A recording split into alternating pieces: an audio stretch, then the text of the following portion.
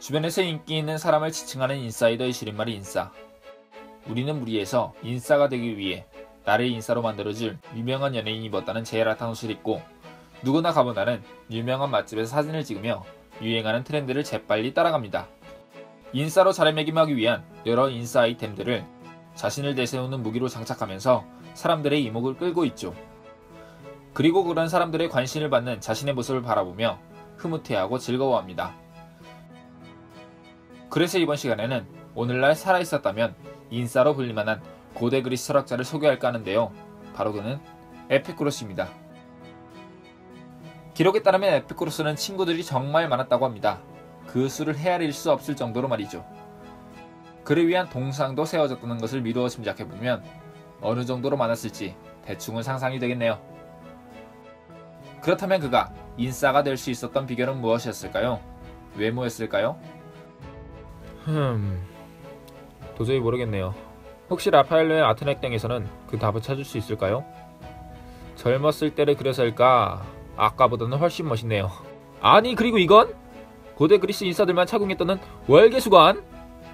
그러고 보니 에피쿠로스를 제외하고 그 누구도 이 띠를 쓰고 있질 않군요. 그렇다면 그의 패션 아이템이 그를 인싸로 만들어줬단 말인가요? 하지만 이것도 완벽한 대답이 될 수 없으니 한번 그의 철학을 알아보겠습니다.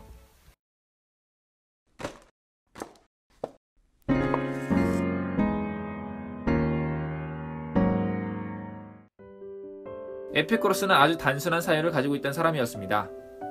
쾌락을 주는 것은 좋은 것이고 고통을 주는 것은 나쁜 것이라고 보았죠. 다시 말해 그에게 쾌락은 선한 것이고 고통은 악한 것이 됩니다. 그런데 여기서 주의해야 할 점이 있습니다.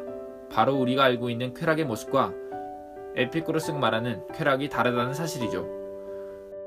우리는 흔히 쾌락하면 자신의 욕망을 채우는 것, 질릴 때까지 노는 것, 나를 정말 즐겁고 기쁘게 하는 것들을 떠올리기 마련입니다. 물론 이와 같이 순간적이고 육체적인 쾌락을 지향한 퀴렌의 학파도 있습니다만 에피쿠로스는 이런 식으로 쾌락을 극대화시키는 형태를 좋아하지 않았습니다.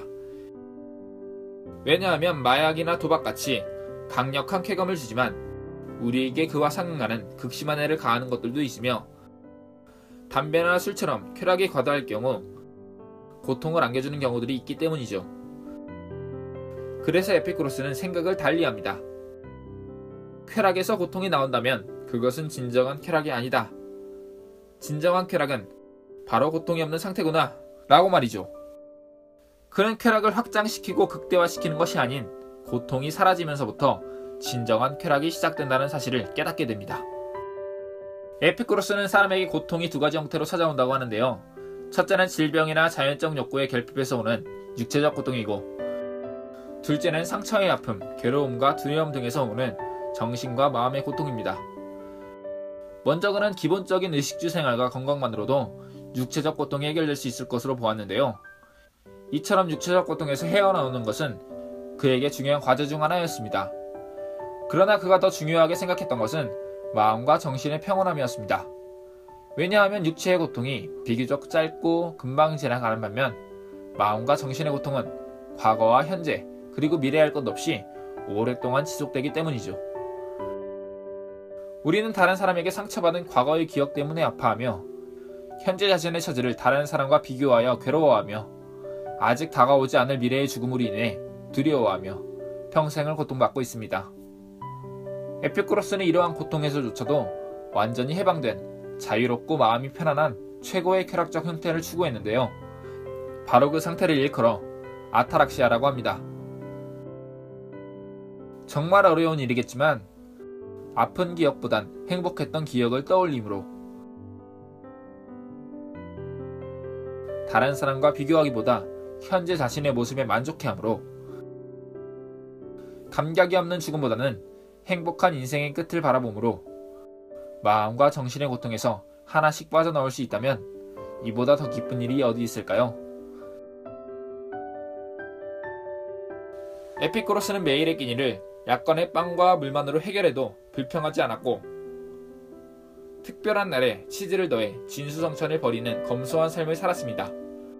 그가 이와 같이 생활할 수 있었던 것은 식사에 사치를 부려 다른 사람에게 자랑하기보다 자신 스스로의 만족감을 아는 지혜를 더 중요하게 생각했을 뿐만 아니라 실제 빵과 물만으로도 배고픔을 해결하는데 충분했기 때문이죠. 이걸?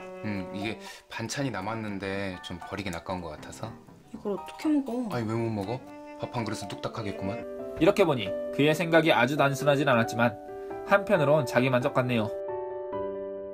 고통의 제거를 시작으로 쾌락을 얻을 수 있다고 본 에피쿠로스는 그저 친구들이 서로가 가진 것을 선뜻 나누어 배고픔과 목마름 그리고 추위에 떠는 사람들이 없기를 원했습니다.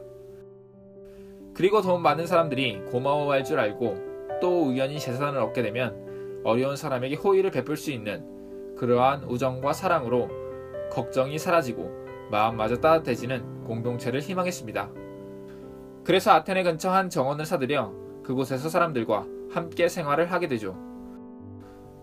그곳에서 그는 부모, 형제, 노예 등 사람들을 누구든 가리지 않고 친절을 베풀어 주었으며 친구의 고통을 마치 자신의 고통인 것처럼 함께 아파해 주었습니다.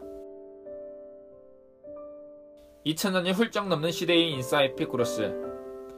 그가 친구들로부터 인싸가 될 수 있었던 원인은 유명한 옷도 예쁜 사진도 아니었습니다. 그의 깊은 철학과 따뜻한 내면이 바로 그를 인싸로 만들어주지 않았을까요?